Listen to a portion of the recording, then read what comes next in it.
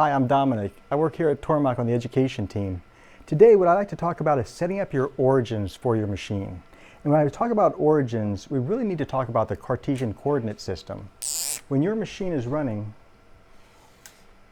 when it reads G-code, what it looks for is your origin. Wherever you establish that initial setup, it runs numbers based on that code. So if I have 0, if it's going to go +1 in the positive direction of X, it'll be out here. If it's going to go in the positive direction Y, it'll be out here. To give you an example of this, if I look at my screen here and look at G-code, so we'll go ahead and load a program up. So I'll go to File, we'll load our star pocket, and we'll load the G-code. When I go to my main screen, what's nice about it is this is what I'm actually going to be milling. Where all of my coordinates are from is right here where I see this X and Y line. I know that this is going to be my starting point, and from there it's reading all the G-code from that point. I probably established my G-code or my origin on the top left-hand corner of my stock material. If I look at my G-code running from here, I can see all these numbers are all based on my Cartesian coordinate system. It's going to go into the -y1.4, the z negative, and milling out from there. So the machine needs to know exactly where that origin point is, and that's what we'll establish next. All right, to set up the part, we'll put our stock, our material in. There's a whole bunch of different ways of setting up your stock. For this instance, and for the case of a very basic project, we're just going to use the table as our reference point for straight. And from there, I'm going to put the clips in. These will lock it in place. Our bolt slides in, holds the material, our bracket,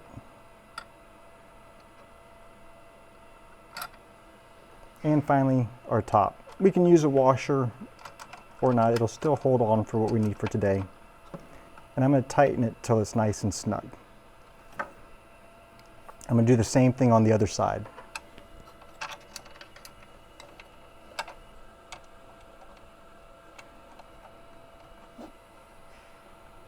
Again, I'm just lining the piece of material up to my table for this project. Now it's set up to start our milling. Let's find the origin. On this project, we wanted this top left to be the origin, so I'm going to go ahead and bring our tool over. I'm going to show you a couple of examples on how to do this. The first one is lining up our end mill to the edge of our Y and our X, and then doing some basic math to back out the end mill numbers. What I mean by that is the diameter of our bit is going to be really important, because what I'm going to do is line it up to our stock, and I'm trying to find that this line here is going to be our 0 and X. This line here is going to be our 0 and Y. Now, with our diameter of the bit, we're going to lean it up against this piece and put a piece of paper between the two until the piece of paper no longer moves. Now that means that this is the edge of our stock is lined up right up against our bit. Now our bit's going to be over by the radius of our material, right? We're not lined up perfectly on there. So we'll back or subtract whatever this number is to let the machine know where this coordinate is. We'll start off with getting a piece of paper and placing it on our x-axis. We're going to move our end mill till it's close. And now I'm going to put a piece of paper here and bring this end mill until it touches our piece of material. I'm going to be very gentle. I don't want to snap the end mill off, so I'm just going to bring it over ever so slightly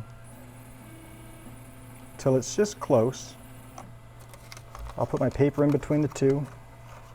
And what I'm going to do is move it back and forth until that paper no longer moves. I've got the ability to do steps on my machine, which these steps mean is it's going to move whether it's 10/1000ths of an inch all the way to 1/100th of an inch. And depending on where I set it, so we'll set it on our larger size first. This is 1/100th of an inch. Every time I turn this step, I'm going to move the machine 1/100th of an inch. So this is getting closer. As I get closer, I'm starting to get nervous. I may switch my steps to 1/10th of an inch. Now as I move this knob, you see it getting closer. This is still a little bit close. Now I'll go to thousandths of an inch, and as I turn this, I'm going to start moving my material and getting towards the stock till it no longer moves. Now it's tight right there. So now I'm going to establish this as my X, and it zeroes out that number. Now we need to figure out our differences here. This is a 1/4 inch bit, which means we have a distance of half of that, which is 0.125. This diameter of our bit, where we're sitting at right now, is actually negative 0.125 from our actual line of 0, right? We're at the negative side. So we need to let our machine know that. We'll go to our machine, and again, I'm just going to make sure we have this. We have a 0.25, a 1/4 inch bit. Half of that is 0.125. So that's our radius. That's how far off we are from the actual edge of our stock. This will be our 0 point. And because we're on our X, we're looking at our X plane. So here's our origin. We're going the negative side. So we're actually at negative 0.125. We're just going to cheat the system and let the machine know we're at negative 0.125. I'm going to hit enter, and there we have it. It will usually give out a little bit close, but within those thousandths of an inch, we're fine. We're going to do the same thing for our y-axis. We'll open the screen.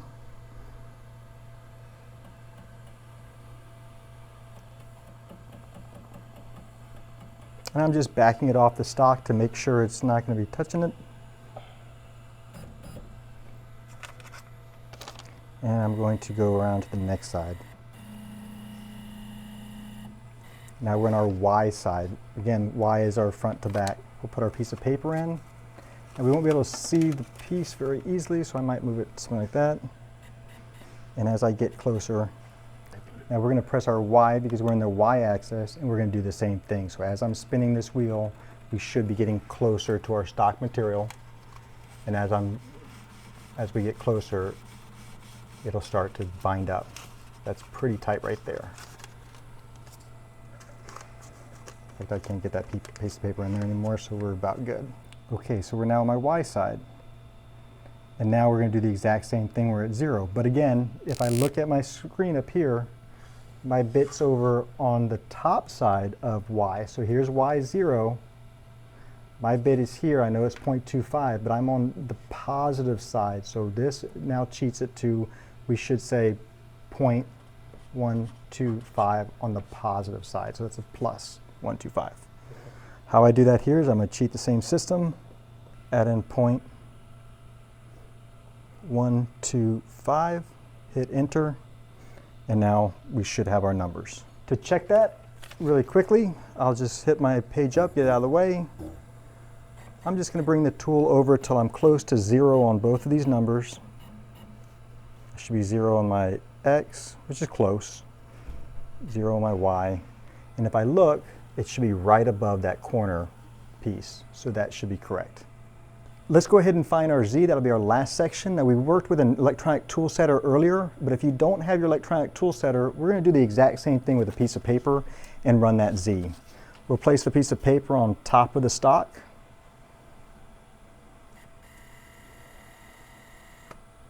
Move our end mill to we're touching above it, and gradually bring our Z down until that piece of paper no longer moves. So I'm bringing it down slowly. Now I'm getting pretty close. So now I'm at steps, and it's no longer moving right there. So there is my Z. I'm going to go ahead and press Z, and now my Z is 0. Now I don't have to offset this with any pluses or minuses because the end mill is touching the stock, and there is no offsets or no need to change any numbers on my Z. And that's it. Now we're ready to run our part. Now we used our feeler gauge, or paper feeler gauge, to do our y-axis, but we also have that electronic tool setter that we should have set up. Let me show you how easy it is with the electronic tool setter. I have my tool in the system. I'm going to type in what tool number that is. That's going to be based on my offset page. I know this tool is tool number 13 for this example. And I'm going to type in right here, I'm on tool 13. Enter. Now I'll go ahead over to my tool offsets. I am now on that tool and I'm going to do the exact same thing. I'm going to place my tool back in the tool holder. And all we have to do is go into our PathPilot software, and where it says move and set tool length, we'll push on that button and it should go into the corner, touch off. Now that we've done that, the machine now knows the length and height of the tool based on the spindle. We can then set up how high our material is from the spindle. We'll do that by just hovering. If I put shift and any arrow, it's going to override the speed. We're going to zoom so that my end mill is above the material. I'm going to put the probe between the material and the end mill. I'll go over to my PathPilot software, and now I'm going to go to my work offsets. I just established my offset for the tool. In my work offset, I want G54, and I'm going to go over to where it says move and set work offset and press that button. Now I should, if everything was done correctly, be able to page down. And I'm just checking to make sure that this tool, I'm not going to touch it too much, I'm just getting close. And if I look at my Z height, I'm about 0.02 or 20 thousandths of an inch from the top of my stock. Does it look like that? Yes, it looks like that, so I'm about right on my Z axis. So in review, we've just shown you how to line everything up as accurate as possible. Now if you're in a hurry or accuracy is not a big deal, you might be able to get away with taking that point end mill and lining it up to a corner, and now you're close enough for your milling project. So keep that in mind if you're in a hurry and not looking to go through all of this math to make it happen. All right, in review, we've now learned how to establish our origin, both in the X, Y, and Z axis, using a feeler gauge or our electronic tool setter. Thank you for watching, and please subscribe for more videos in this series.